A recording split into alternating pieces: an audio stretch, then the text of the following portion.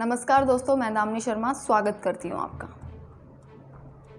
दोस्तों, आज बात करती हूँ उत्तर प्रदेश की। योगी आदित्यनाथ जी का गढ़ उत्तर प्रदेश सुनने में तो लगता है कि कितना विकसित होगा, कितना विकास हुआ होगा, पर हालात बताते हैं कि कितना विकास हुआ है या कितना विकसित है।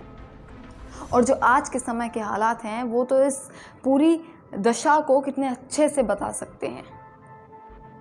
शहरों में तो कोरोना था ही, शहरों में तो महामारी फैली हुई थी, अब गांव तक महामारी फैल चुकी है। जो यूपी के गांव का इस समय हाल है ना, वो बेहद चौंकाने वाला है। जो गांव से तस्वीरें इस समय आ रही है वो बेहद भयावह है, डरावनी है, चौंकाने वाली हैं।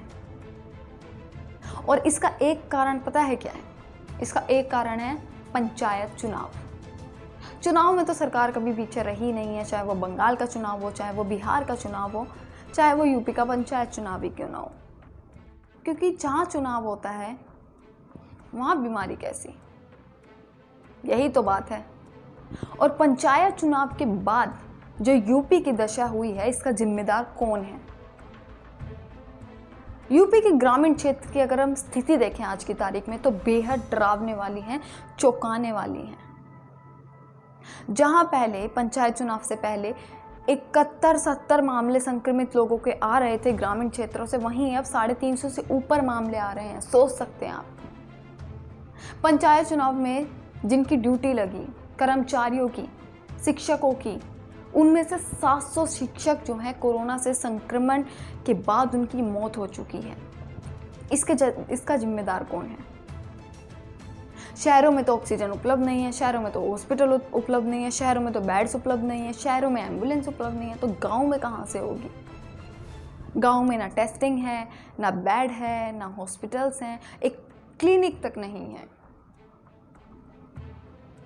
तो किस प्रकार की स्थिति है ये?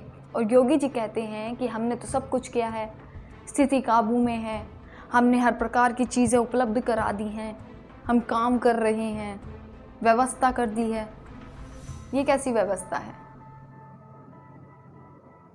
चलिए, आप अब टेस्टिंग करा रहे हैं। जब आपने देखा कि चलो ग्रामीण क्षेत्र में इतना फैल गया है कोरोना, अब तो टेस्टिंग करानी पड़ेगी। टेस्टिंग करा रहे हैं, इतने लोग संक्रमित मिल रहे हैं, पर उनका इलाज का क्या होगा? उनके इलाज के बारे में कौन सोचेगा? पूरा देश इस समय कोरोना महामारी से लड़ रहा है। आसान नहीं है। देश में दिन प्रतिदिन 3,500 4,000 लोगों की मौत हो रही है। कई लोगों की मौत ऑक्सीजन की किल्लत से हो रही है, कई लोगों की बेड्स ना मिलने से हो रही है, हॉस्पिटल्स ना मिलने से हो रही है। जब शहरों में यह हाल है तो ग्रामीण क्षेत्र का हाल आप सोच सकते हैं। इस समय कितनी डरावनी स्थिति बनी हुई है गांव में। यूपी के जितने भी गांव हैं इस समय, उनका हाल इस प्रकार का हो गया है कि कोरोना का संक्रमण गांव तक पहुंच गया है।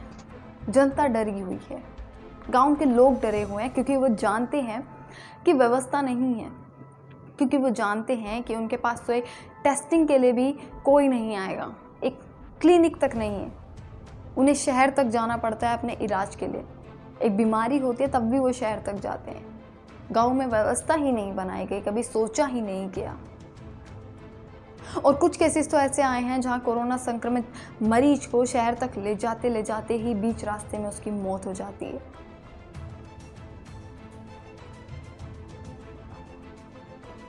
इलाज के लिए जगह नहीं है, लोगों को रखने के लिए जगह नहीं है। हो क्या रहा है देश में? राजनीति। और कब तक रहेगी ये राजनीति? कब तक लोग इसी प्रकार से तड़प तड़प कर मर जाएंगे?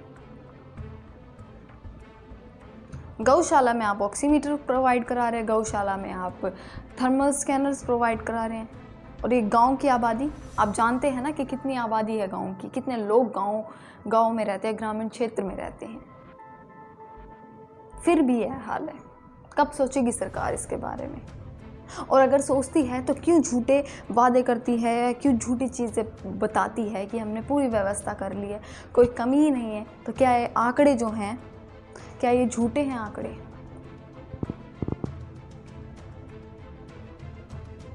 कब तक राजनीति का खेल चलता रहेगा योगी जी? कब तक?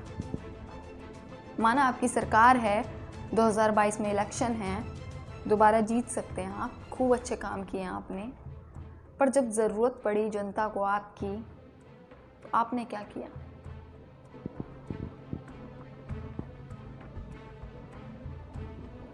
दोस्तों, आप सभी से अपील है, सरकार के भरोसे मत रहिए। आप लोग अपने घरों में रहिए, अपने घरों में सुरक्षित रहिए, जहाँ भी हैं सुरक्षित रहें, मास्क लगाएं, 2 गज की दूरी का पालन करें, क्योंकि यही उपाय है कि हम खुद को इस महामारी से अब बचा सकते हैं। आपका बहुत बहुत शुक्रिया।